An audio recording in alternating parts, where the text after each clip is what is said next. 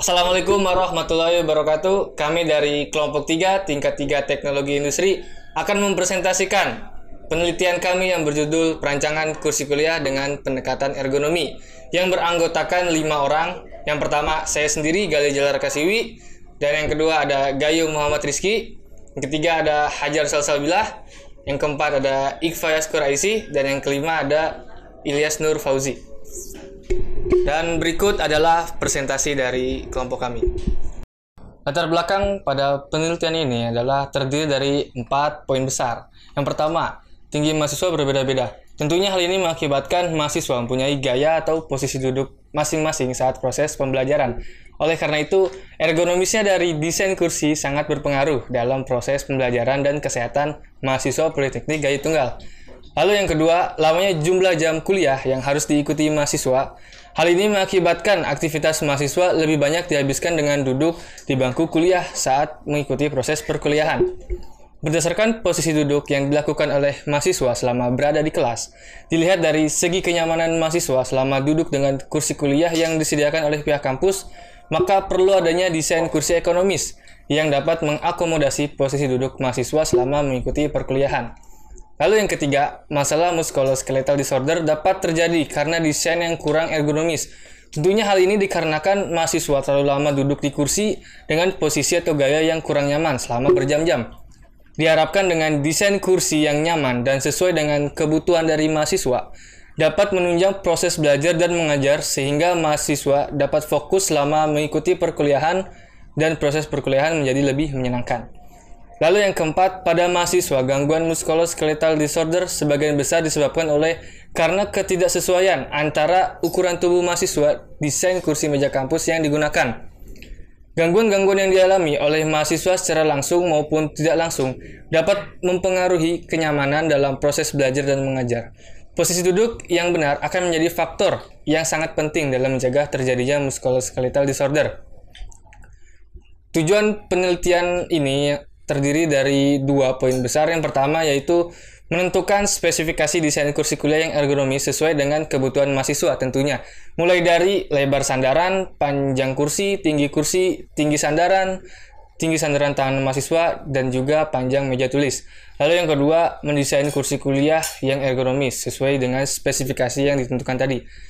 Lalu perumusan masalah pada penelitian ini, yang pertama, bagaimana cara mengetahui spesifikasi desain kursi kuliah yang ergonomis sesuai dengan kebutuhan mahasiswanya. Lalu yang kedua, bagaimana cara mendesain kursi kuliah ergonomis sesuai dengan kebutuhan mahasiswa.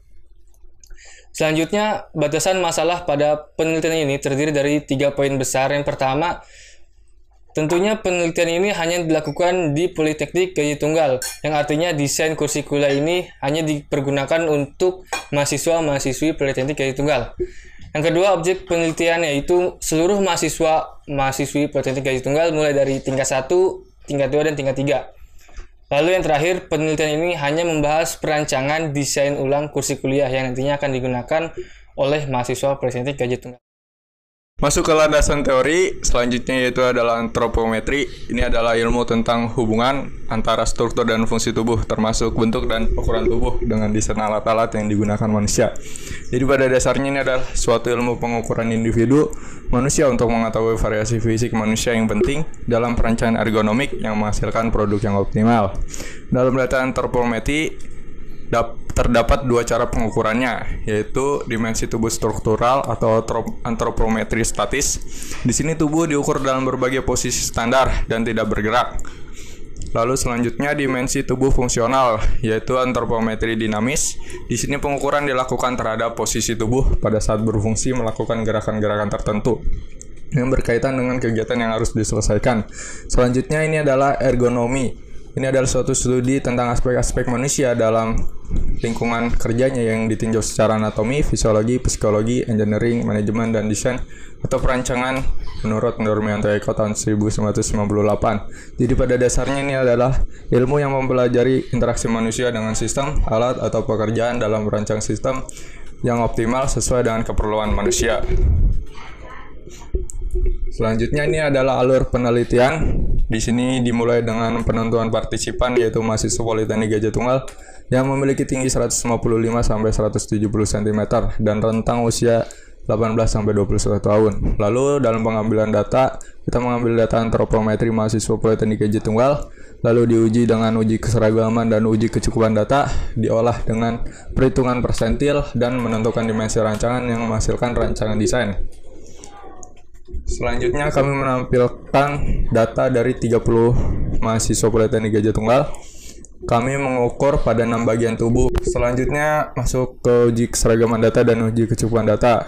Dari data antropometri yang didapat, kita menguji dengan uji keseragaman data untuk memastikan bahwa data yang terkumpul berasal dari sistem yang sama. Adapun rumus yang digunakan adalah sebagai berikut. Lalu data juga diuji dengan uji kecukupan data. Hal ini diperlukan untuk memastikan bahwa yang telah dikumpulkan dan disajikan dalam laporan penimbangan tersebut adalah cukup secara objektif. Lalu rumus yang kita pakai adalah sebagai berikut. Selanjutnya ada pengolahan data. Langkah pertama yaitu menentukan produk dan dimensi pada produk yang akan dirancang. Kemudian yang kedua, menentukan dimensi tubuh yang diukur berdasarkan dimensi produk tersebut. Kemudian yang ketiga, mengukur dimensi tubuh yang telah ditentukan. Yang keempat, menentukan persentil dari dimensi produk tersebut.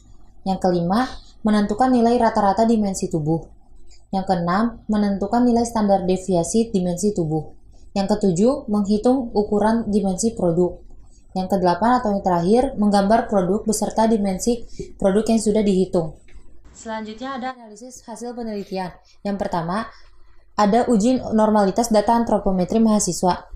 Uji normalitas data antropometri dengan menggunakan tingkat kepercayaan 95% atau yang berarti level signifikannya sebesar 5% atau 0,05. Data antropometri diuji apakah berdistribusi normal dengan uji statistik dengan uji Kolmogorov-Smirnov.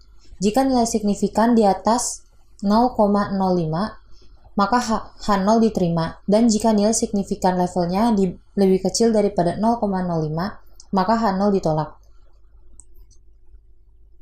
Setelah semua data dari masing-masing dimensi tubuh diolah dengan memanfaatkan software SPSS, maka didapatkan tingkat signifikan yang dapat dilihat pada tabel di bawah ini. Dari hasil yang ditampilkan pada tabel di atas, dapat kita ketahui hasil pengukuran data pada masing-masing dimensi tubuh semuanya berdistribusi normal karena signifikan levelnya lebih besar dari 0,05. Kemudian yang kedua, terdapat uji keseragaman data antropometri mahasiswa. Uji keseragaman data antropometri mahasiswa dengan menggunakan tingkat kepercayaan 95% dan nilai signifikan levelnya 5% atau 0,05. Maka uji keseragaman data dilakukan untuk mengetahui apakah data antropometri yang diambil seragam atau berada di antara batas kontrol atas dan batas kontrol bawah. Data tersebut kemudian diolah dengan memanfaatkan software SPSS. Di bawah ini kita bisa melihat hasil dari pengolahan data pada masing-masing dimensi tubuh dengan uji keseragaman data menggunakan software SPSS. Yang pertama, terdapat shoulder breadth atau lebar bahu atau dimensi 24. Kemudian yang kedua ada buttocks to popliteal yaitu pantat ke popliteal atau dimensi 21. Kemudian yang ketiga terdapat popliteal height atau tinggi popliteal yaitu dimensi 18. Kemudian yang keempat terdapat mid shoulder height atau tinggi mid shoulder yaitu dimensi 13. Kemudian yang kelima terdapat elbow raise height yaitu tinggi istirahat siku atau dimensi 12. Yang keenam terdapat elbow to feet length yaitu siku agar pas dengan panjang atau dimensi 22.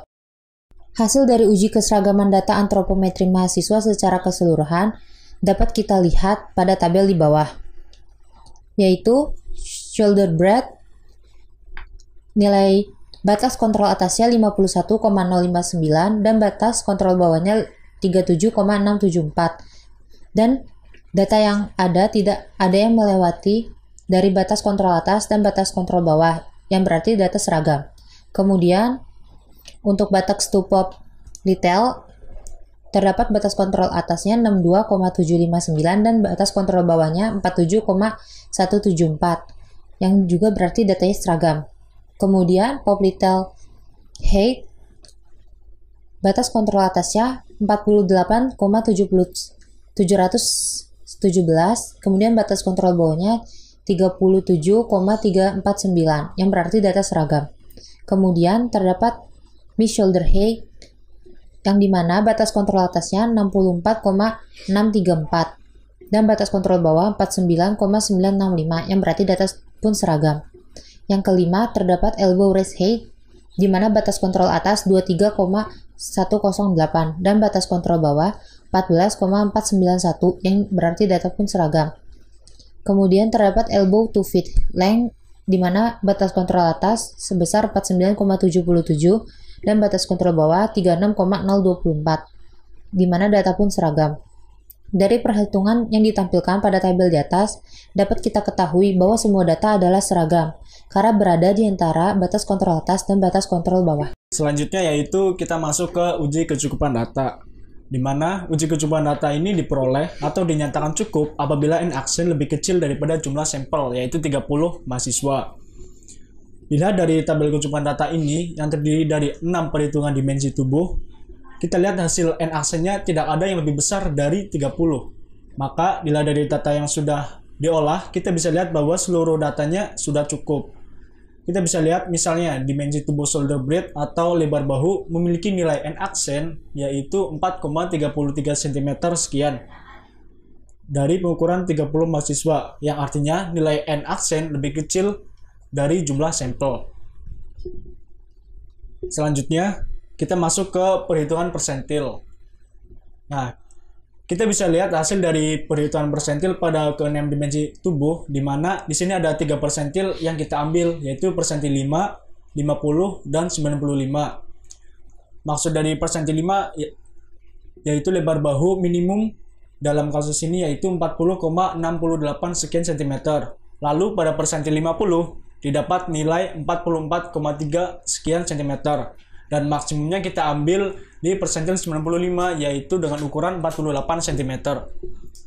Nah, pada perhitungan persentil ini kita hanya mengambil salah satu dari ketiga persentil yang sudah kita hitung yang nantinya akan menjadi acuan dari ukuran spesifikasi kursi kuliah. Misal, pada jenis ukuran shoulder blade kita ambil ukuran maksimumnya yaitu pada persentil 95 dengan ukuran 48 cm sebagai acuan lebar sandaran kursi. Oke, selanjutnya menentukan ukuran kursi kuliah. Sebelum menentukan dimensi produk, pertama yang dilakukan adalah menentukan dimensi tubuh untuk dimensi produk yang akan diukur. Setelah itu, kita menentukan persentil untuk perhitungan dari dimensi tubuh. Dalam hal ini, yang digunakan adalah persentil 5, 50, dan 90. Nah, semua itu bisa dilihat di slide yang ada tabel yang ada di slide-nya. Setelah menentukan persentil, maka selanjutnya, melakukan perhitungan untuk dimensi tubuh. Perhitungan dapat dilihat pada tabel. Setelah itu, ukuran kursi. Setelah menghitung dimensi tubuh, kita dapat menentukan dimensi produk yang akan kita buat. Ukuran dimensi produk ada pada tabel yang pada slide ini. Selanjutnya, kesimpulan dan saran. Dengan menggunakan persentil 5, 50, dan 95, pada kursi mahasiswa ini yang telah kita ukur dan kita buat, sekarang kita implementasikan ukuran-ukuran itu kepada gambar yang telah kita buat. Saran. Berdasarkan hasil penelitian, maka penulis akan memberikan saran terkait analisis yang dihasilkan. Saran yang pertama, menentukan material yang cocok untuk tiap bagian kursi agar mahasiswa nyaman saat menggunakannya. Yang kedua, memperhatikan bagian tubuh mana yang selalu menjadi keluhan mahasiswa saat menggunakan kursi kuliah tersebut.